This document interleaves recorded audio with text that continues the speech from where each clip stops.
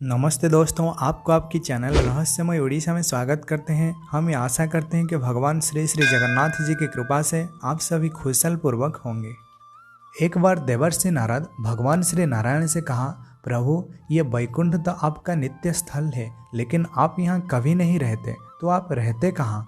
प्रभु बड़ी विनय भाव से कहा कि हे नारद, ना हम तिष्ठामि वैकुंठे जोगिनाम हृदय च मद्भक्त जत्र गायन्ति तत्र तिष्ठामि नारद। हे नारद, ना मैं वैकुंठ में रहता हूँ, ना ही योगी जन के हृदय में रहता हूँ। मेरे भक्त जहाँ मेरे नाम को भक्ति और श्रद्धापूर्वक गायन करते हैं, मैं वहाँ रहता हूँ। भगवान श्री नारायण देवर्षि नारद के माध्यम से ये संदेश देना चाहते हैं कि हे भक्त जनों, मैं वैकुंठ में नहीं रहता, ना ही मैं मंदिर में रहता। मैं तो उसी जगह में रहता जहाँ मेरे भक्त नित्य प्रतिदिन मेरा नाम का संकीर्तन करते, मेरा नाम का गायन करते। मुझे मंदिर में ढूंढने की कोई ज़रूरत नहीं, मैं तो हमेशा तुम्हारे पास रहता हूँ। तो दोस्तों, आप हमेशा कमेंट में लिखते रहते कि भैया आप जो बता रहे हैं ये सब कौन सा साल में होने वाला।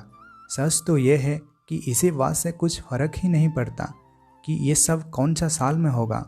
प्रभु की मर्जी, वो चाहे तो वो अभी भी सब कुछ कर सकते हैं या 2 साल बाद भी कर सकते हैं। मालिका से पढ़कर कई बार हमने आपको ये बात बता चुके हैं कि भगवान का जन्म हो चुका है। इसे सुनकर क्या कभी आपका मन प्रभु प्रेम से व्याकुल हुआ है? क्या भगवान के बारे में आप रात भर जागरूक रहकर सोचा है, मेरे प्रभु मेरे नाथ कहाँ होंगे, कैसे होंगे, क्या मैं उन्हें याद आता हूँ? मैं सिर्फ उनके बारे में सोचता हूँ या फिर वो भी मेरे बारे में सोचते होंगे? ऐसे बहुत सारे सवाल जो आपके मन में और आपको प्राण को व्याकुल कर दें।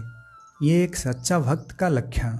अगर आपके अंदर वो बेचैनी शुरू हो गई है तो मान लीजिए बस कुछ ही दिनों के अंदर उनका दर्शन हो जाएगा।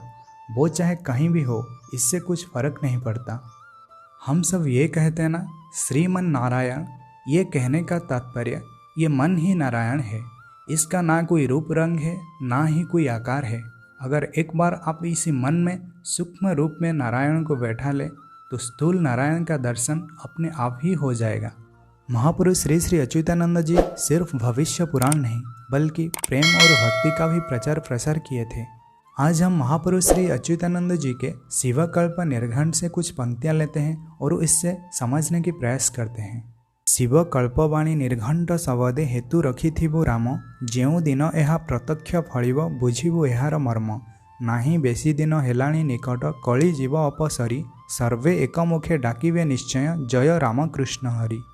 इसमें महापुरुष श्री श्री अच्युतानंद जी अपनी प्रिय शिष्य रामदास से कह रहे हैं कि हे राम, तुम देखना ये शिवकल्प निर्घंट की वाणी एक दिन पूरे विश्व में गूंज उठेगा और तुम इसी समय का इंतजार करना और तभी मुझे आकर बताना कि मैं जो कुछ भी अभी कह रहा हूँ ये कितना सच है और कितना झूठ है। दूसरे पंक्ति में फिर महापुरुष कहते हैं कि अब ज़्यादा दूर नहीं, जब कलयुग इसी धरती से संपूर्ण रूप से विनाश हो जाएगा, जब समस्त भक्त एकजुट होकर भगवान श्री राम और कृष्ण का नाम को भजन करेंगे। संसार के समस्त प्राणी जब तक व्याकुल नहीं होंगे तब तक भगवान श्री कल्किदेव अपने आप को प्रकाश नहीं करेंगे। 13 अंके जान गुण युद्ध शेष 13 टोपिया विनाश, सत्य कଳି आदि उदय होइबे मरिबे जवन वंश। एथु आन जदि होइब मोबाणी निंदा हेब तांकु सिना, बंशीरे मोहिबे बंशी विनोदिया परीक्षा 13 अवना। महापुरुष इस 13 अंक को एक अशुभ संकेत के तौर पर लिया है। बहुत सारे ग्रंथ में इसका जिक्र भी मिलता है। 13 दिन पक्ष पड़िब जेबे, कलंकिंको चिंता लागिब तेबे। तरकी थिबु 13 को, त्रिजटा का 13 पुरुष शासन, 13 महीने तक भीषण युद्ध होना, भारत में 13 टोपिया का मेली होना, श्री अटल जी का 13 महीने के लिए प्रधानमंत्री बनना। इन सभी चीज़ों से एक बात तो स्पष्ट है, इसी 13 अंक में कुछ तो गड़बड़ है जो हमारे समझ में नहीं आता। ज्योतिष भी इसी 13 अंक को एक अशुभ संकेत पर लेते हैं। जवाहरलाल नेहरू से लेकर मनमोहन सिंह तक 13 प्रधानमंत्री रह चुके हैं और जो 13 नंबर का प्रधानमंत्री होंगे वो टोपी वाला होंगे, ऐसा कुछ मालिका में लिखा गया था। इसके बाद ये साम्राज्य का विनाश भी होगा। यहाँ से यवन वंश का विनाश आरंभ हो जाएगा। आप समझ रहे होंगे यहाँ यवन शब्द का इस्तेमाल किसके लिए किया गया है। यवन का और एक मतलब भी है जो दुष्ट स्वभाव के होते हैं। द्वापर युग में एक यवन था जिसका नाम था काल यवन। जो भगवान श्री कृष्ण के साथ युद्ध करने आया था और अंत में राजा मुचुकुंद के हाथ में मारा गया।